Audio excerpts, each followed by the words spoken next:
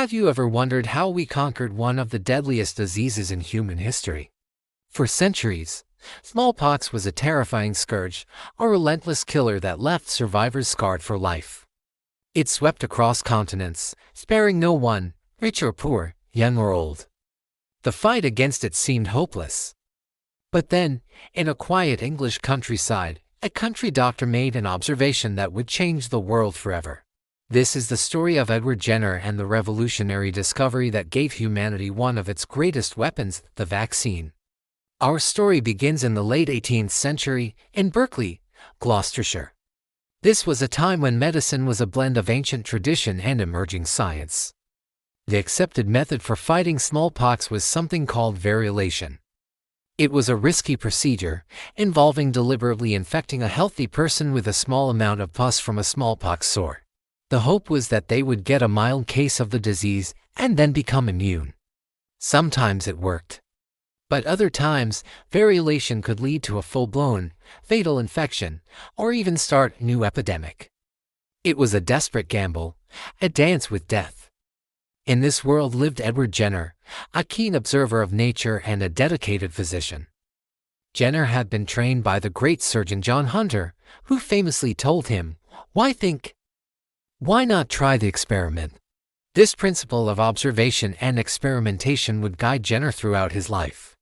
He spent his days treating the people of his rural community, and he listened to their stories, their folk wisdom, and their everyday observations. It was during these conversations that Jenner noticed something peculiar. He heard the local milkmaids, the women who spent their days with cows, often claim they were immune to smallpox. They would say, "I shall never have smallpox, for I have had cowpox."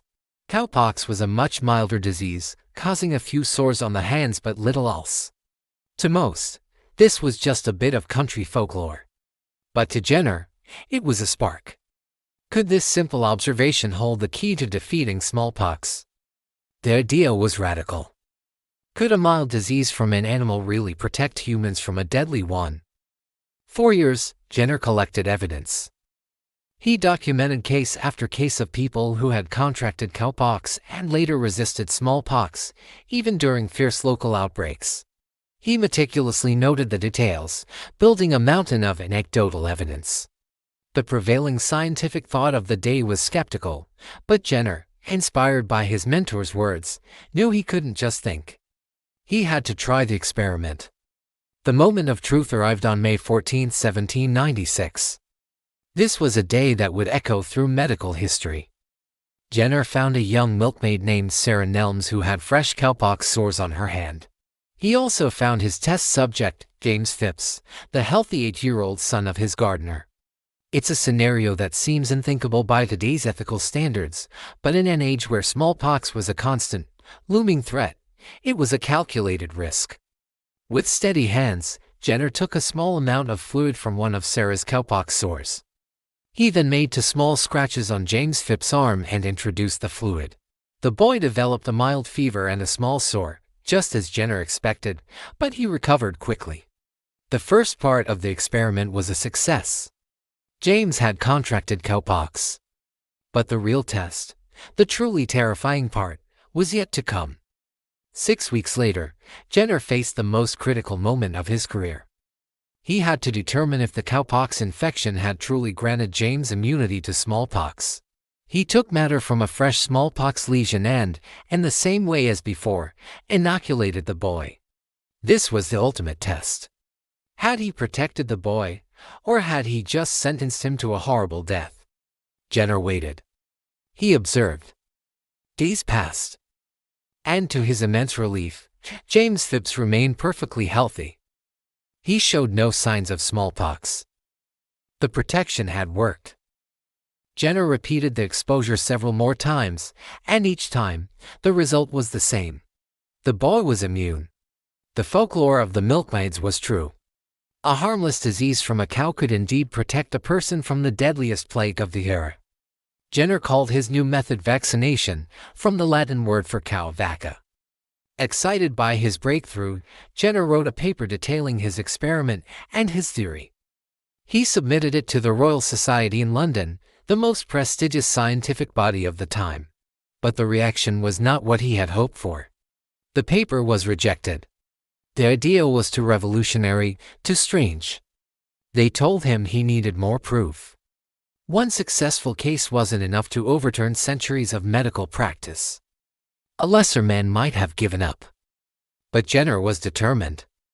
He returned to Berkeley and spent the next 2 years conducting more experiments, including one on his own infant son.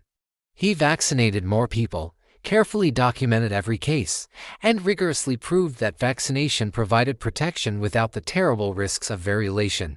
In 1798, he self-published his findings in a booklet titled An Inquiry into the Causes and Effects of the Variolae Vaccinae. This time, the world listened.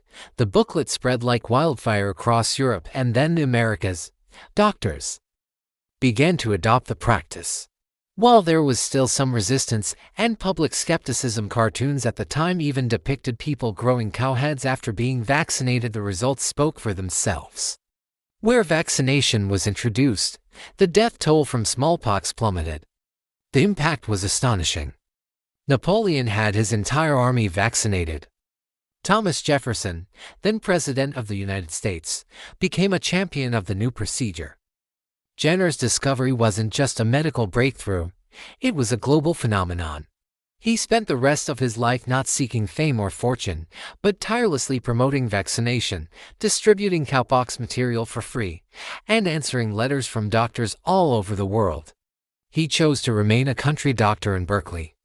Dedicated to seeing his discovery save as many lives as possible, Jenner's work laid the foundation for the entire field of immunology.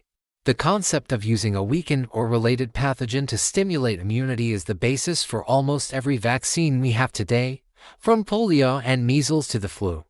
His simple, elegant idea, born from listening to milkmaids in a field, has saved more lives than any other single medical intervention in history. The ultimate triumph of Jenner's legacy came in 1980. After a massive, coordinated global vaccination campaign by the World Health Organization, smallpox was declared officially eradicated. A disease that had killed hundreds of millions of people, that had shaped the course of empires and civilizations, was gone from the face of the earth. It remains the only human disease to have been completely wiped out. So the next time you hear the word vaccine, remember the story of Edward Jenner. Remember the country doctor who listened to folk wisdom, who dared to challenge convention, and who conducted a brave experiment on a young boy. His curiosity and courage, born in the quiet English countryside, gave humanity a gift of incalculable value: the power to conquer our oldest and deadliest enemies. Thanks so much for watching. If you found this story as incredible as I do, please hit that like button and subscribe for more journeys into the history of science and medicine. See you in the next video.